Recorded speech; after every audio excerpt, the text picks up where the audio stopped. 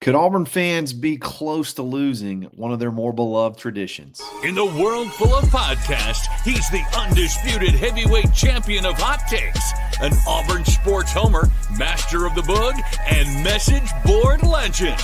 Get your buttons buttoned and your hats flattened because the Top Button Podcast is about to kick off. And you don't want to miss your courtside seat. Now, here's your host, Charlie Five. Yes, sir. We're back. It's another episode of the Top Button Podcast. I'm your host, Kyle Rush, a.k.a. Charlie 5, and we are ready to get after a happy Monday. Probably not so much of a happy topic we may be talking about today, but as Auburn fans, are we close to possibly losing one of our more favorite traditions? You know, Texas called off their spring game. Steve Sarkisian's been very vocal as far as wanting to get away from having spring games in general. Other teams around the country are sort of following suit. Auburn, as far as we know right now, still has 8 days scheduled in April, but could that be changing in the future? We'll talk about all the pros and cons and the history of the spring game and how much it means to fans in just a second. But before we do that, we got to give a shout out to Uncle Keith's Red Sauce. Go to UncleKeith'sRedSauce.com. Use coupon code TheBarn25 to take 25% off. If you love salsa and you're tired of the same old store-bought jar salsa, you need to try Uncle Keith's Red Sauce. It's the closest thing you can get to a restaurant quality with a little southern kick. No preservatives, no additives. You can get it at almost every grocery store, every Publix in the state of Alabama, almost every Piggly Wiggly in the Birmingham area. If you live in Auburn, you can't turn around and not see some. You got to check this stuff out. You can go, again, if you got a grocery store close to you that has it, definitely try it there. And then when you fall in love, you can buy in bulk and save at UncleKeith'sRedSauce.com. Auburn family, show them some love.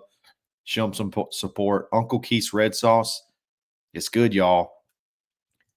So, yeah, I hate to be a bummer on a Monday, but this has been kind of weighing on me a little bit. Because of how much I love spring practice and how much I love the spring game in general. But, Texas, a lot of schools have been talking about it, but Texas was one of the biggest ones that came out, and they didn't cite anything other than the truth. A lot of other schools are doing it and citing, other reasons. Texas just straight up said it. Look, we don't want to lose players for injury prevention. We don't want to advertise our kids for NIL. And this is just the direction we're going to go. We want to go more NFL style, and that's just the way it's going to be. And Texas had a little bit more of a leg to stand on too, because if you think about it, typically, before the extended playoffs, you play a season. Okay, then you have a bowl game 30 plus days later, and then that's done around New Year, and then you have, 3 months until spring. Well, now with the playoffs, you continue playing football throughout, towards the middle to the end of January, middle to the end of December, then on into January, and then the championship game later in January. And then you turn around, you basically get 1 month off, and then you have to start doing spring. So those teams that want to make playoff runs and things like that, it gets a little bit tougher for them to kind of, flip the script and turn around. And not a lot of time to heal, not a lot of time to, just sort of get over that grind, and then you're just right back in it. But that's the things they talked about: injury prevention. More and more programs are prioritizing player health now. Hey, it's an investment. It's an investment now. So you can't just throw these kids out there in a meat grinder and just expect, whatever happens, and all you're risking is the scholarship. No, you have hundreds of thousands and sometimes millions of dollars on the line. Reducing risk for key starters before the season. Transfer portal. There's a lot of folks worried about putting stuff out there on film for transfer portal. That's one of the things Texas talked about. And also you lose a lot of kids in the transfer portal. So a lot of times when you get into spring, your roster isn't even fully finished yet. You're waiting for that, I guess, the spring portal to finish some things off. So it gets kind of tricky there. again, coaches like closed scrimmages now. They want less out there on TV. Um, then your TV consideration, like there are a lot of TV contracts, but they don't get great viewership. I think it's more of an investment than it is actually a return. I think you put way more into it than you actually get out of it. It just seemed Texas was just like there's just not a lot of upside for us. So we're going to just completely pull out. USC's done the same thing. Florida State's done the same thing. Now Florida State does have some stadium renovation stuff going on, so they kind of use that. But there's a lot of schools that are pulling out. Auburn has not and doesn't plan to this year. I would not doubt it if we saw a little bit of format changing. But this legitimately could be the last spring game. As a matter of fact, I would almost predict this would be the last spring true blue Auburn A-Day game, in the middle of April, where you come to the stadium and you have sort of a faux game with referees and two teams, and they keep score and all that good stuff. I think this is probably the last time we ever see that this year, even if you actually see that full format. I don't even know if we'll see that full format this year, but this is a tradition that's been here for a long time. Would Auburn ever, consider doing this? I mean, this has been a huge event for fans. Like a lot of times, this is the only Auburn game that some people see. It's only what, $5 or $10 for a ticket. You can sit wherever you want. There's typically a baseball game going on that day. It's a huge recruiting event. It's just a game. It's just a good, you're almost always going to have good weather. Sometimes there's been rain and things like that, but for the most part, you're always going to have beautiful weather. Again, parking is better. It's easier to get closer, so you're not having to transit everywhere from the state to the stadium. It's just always been sort of like a really big, I feel like Auburn has been made it more of a day, more of a traditional day than most. Like you tailgate the same. A lot of folks tailgate the same way. They treat it like a football game, and it's been almost like a homecoming of sorts in the spring. Again, huge recruiting event. You just get hype. I can remember the first time after I think it was after Tommy Tuberville was let go, and you brought in Gene Chizik and Gus Malzahn, and I can remember that was like the biggest crowd ever. It was like the whole bottom bowl was full. And there's been times where the excitement has been up, and you've had just very, very highly attended games. It makes just a really cool atmosphere in the middle of spring. But what are the pros and cons? Like what does Auburn gain or lose really from doing this? So let's talk about pros. Let's talk about some of the positive things that this could help Auburn. And then we'll obviously talk about some of the negative things. I don't like a lot of negatives, but it does reduce risks a little bit. In a practice scenario, in a practice scenario, you control a lot more of the environment than if it's more of a game scenario. Now, I understand they do scrimmages, which is similar to a game, but even then, you're not trying to necessarily drive to put points on the board to satisfy fans. You're not trying to do certain things that you normally wouldn't do out of uncharacteristically just to put on a show. You're not putting on a show. So it does help. It keeps you from having a little bit more control of what's going on. So I do see that aspect of it, and which could lead to less injuries. Hey, I get it. You're investing a ton of money, and I can see wanting to have that guy there at the end of the year. I was talked about Xavier Chaplin. Now this was not a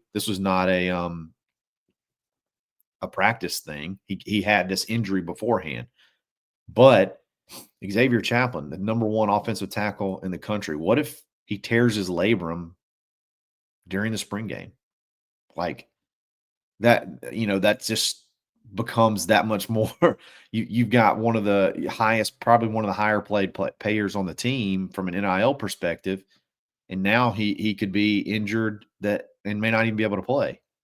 That would be something that I could see would give coaches nightmares and have GMs up late at night. We talked about control practices already for player development. Depth chart stuff. I think it helps you um, from an aspect of, a lot of times people put, you see it on TV. A kid goes off, and he may not be the 100% starter, but he goes off in a spring game because you're trying to rest a starter, and now he's got nationwide film on him for to possibly go in the transfer portal in a couple of weeks. It just helps you kind of keep everything insulated and keep everything from just have more control. I think that's one thing that coaches have no control over anything right now.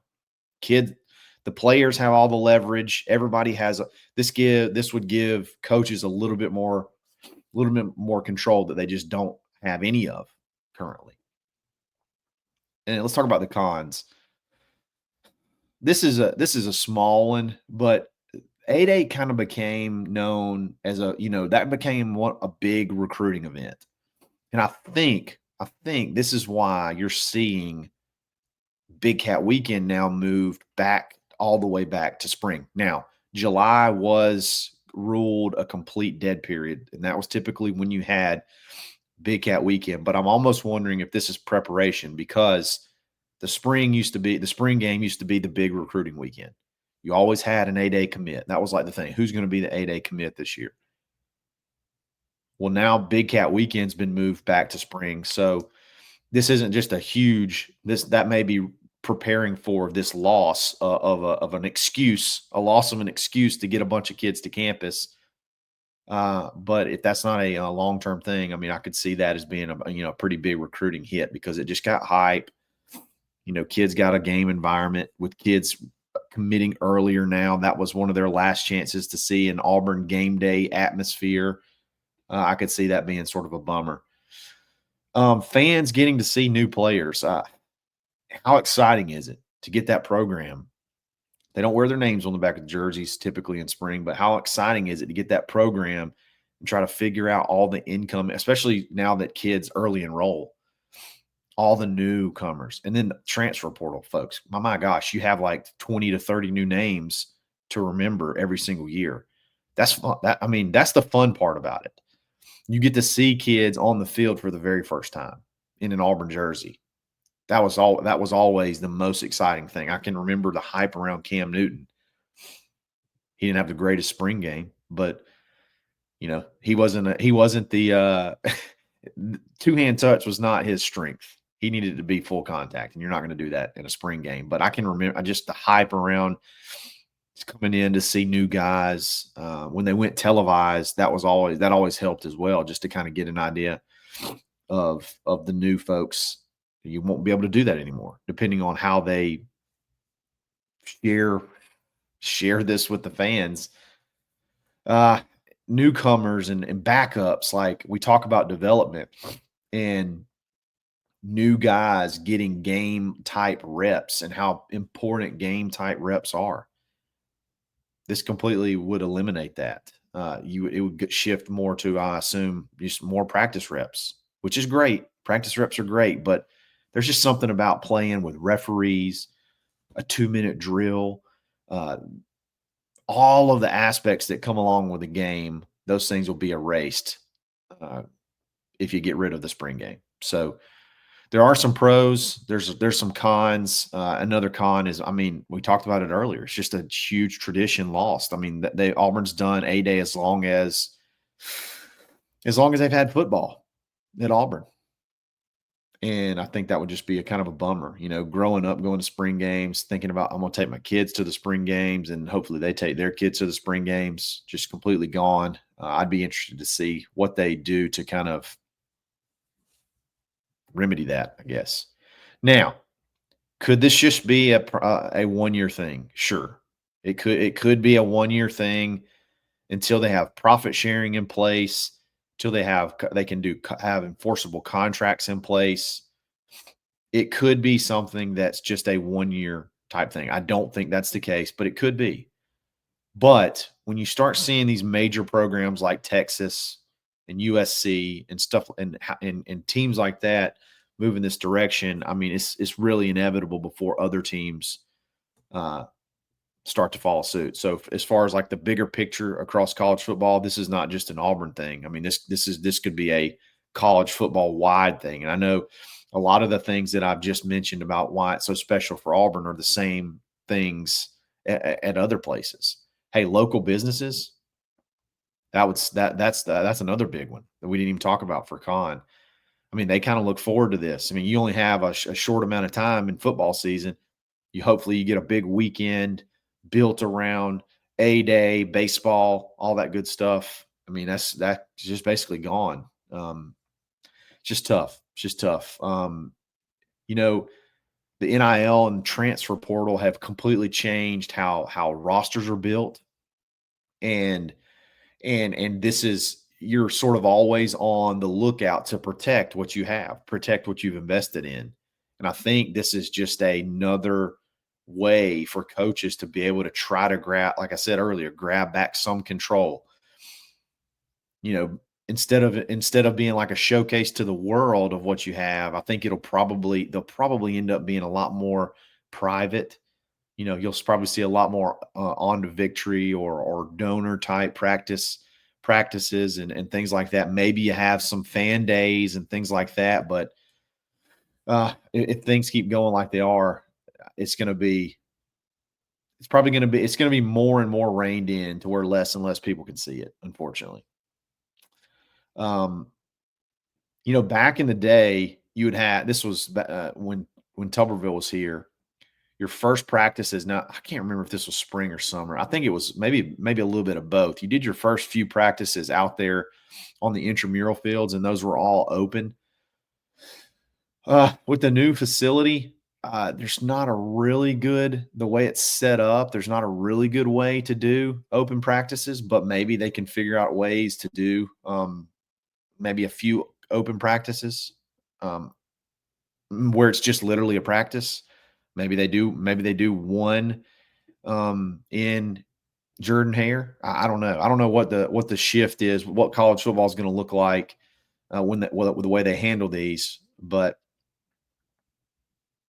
I just have to see. I'm not exactly sure. There could be a number of different ways, but it feels like fan eyes are going to get smaller and smaller and smaller. In other words, the people that get to see the practices and the scrimmages and things on the front end before the season starts seems like it's just going to get smaller and smaller and smaller. Look, I know it's tough. I don't want to kick off Monday this way, but I'd love to get your thoughts on A-Day. I'd love to get your thoughts on if Auburn should buck the trend and keep it going. I don't even know that Auburn 100% is looking to end it, but it just seems like everything's kind of going that way. Hugh kind of mentioned something a little bit along the same lines at the Senior Bowl. He'd like it to be more like the NFL OTAs. And then maybe OTAs you can do, in the NFL, they actually do closed scrimmages versus other teams to kind of get ready for the season. Maybe that's a direction college football goes. I mean, if you're already kind of going to the NFL, you're already somewhat going to an NFL from a player being a professional model where, kids get paid. Maybe eventually in June you can start getting enforceable contracts. Why not copy the preseason off-season model as well.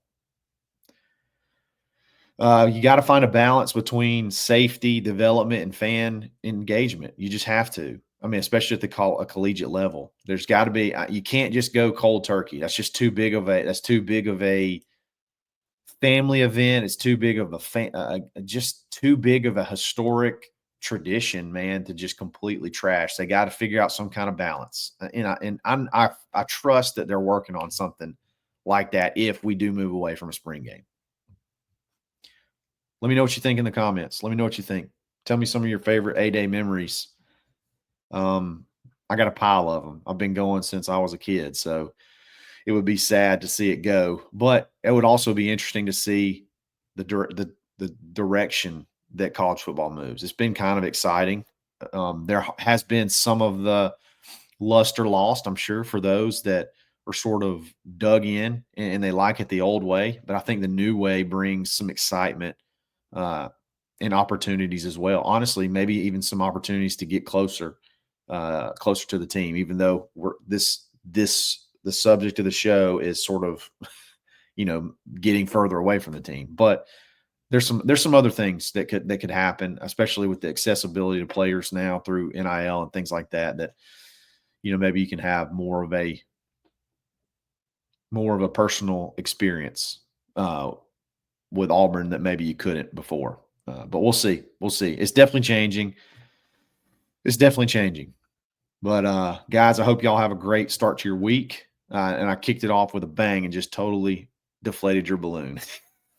Talking about the Auburn may not be having a day in the future. Maybe we're just worrying over nothing, but it does seem to be heading that direction.